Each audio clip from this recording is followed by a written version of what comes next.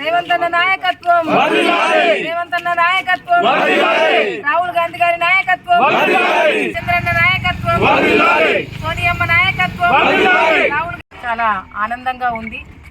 రైతులందరూ కూడా ఆనందంగా ఉన్నారు. ఎందుకంటే బీఆర్ఎస్ గవర్నమెంట్ ఉన్నప్పుడు రుణమాఫీ చేస్తాననేసి 10 సంవత్సరాలు పరిపాలన చేసినప్పుడు మరి రుణమాఫీ చేయకుండా అబద్ధాలు ఆడినటువంటి పార్టీ బీఆర్ఎస్ పార్టీ.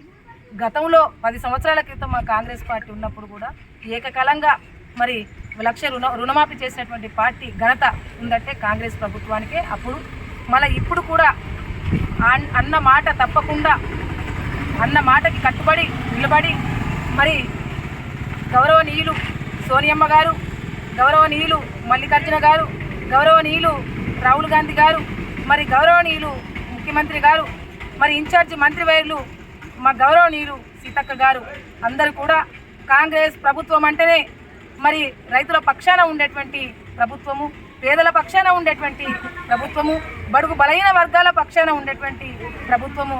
రైతు అంటే ఒక వెన్నముక్క లాంటి వాడు. రైతు లేకపోతే దేశం లేదు, రాష్ట్రం లేదు, అసలు మనుషులే లేరు.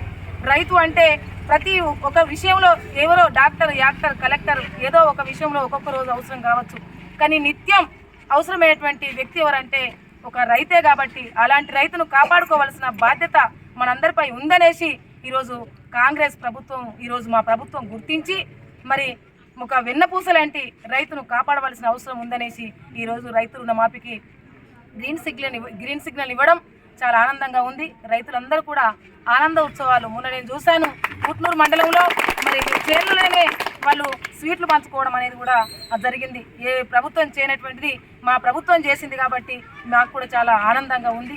ఎప్పుడైతే 6 గ్యారంటీలతోటి ప్రభుత్వం ఏర్పడిందో అదే విధంగా అన్న మాట, రేవంత్ అన్న మాట అంటే మాటనే, జిజ్జు అంటే జిజ్జే. ప్రజలకు ఏది చేయాలంటే అది తప్పకుండా చేసి తీరుతాడు. కాబట్టి ఈరోజు అందుకే మరి అందరూ రైతుల పక్షాన ఉండి రైతులు ఆయురారోగ్యాలతోటి ఉంటూ సుఖ సంతోషాలతోటి ఉంటూ రైతులు వాళ్ళు మంచిగా ఉంటేనే మరి ప్రజలందరూ కూడా బాగుంటారు. కాబట్టి అందుకే రైతుల పక్షాన ఎల్లప్పుడూ కూడా మా కాంగ్రెస్ ప్రభుత్వం ఉంటుంది.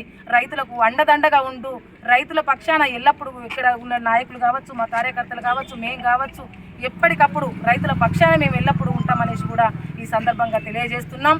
రాబోయే రోజుల్లో రైతుకు ఎలాంటి అన్యాయం జరగకుండా అన్ని వాళ్ళు పండించినటువంటి పంటను కూడా మంచి ధరతోటి తీసుకునే విధంగా కూడా మేము ఎల్లవేళలా కృషి చేస్తాం రైతులకు అనేసి తెలియజేస్తున్నాం.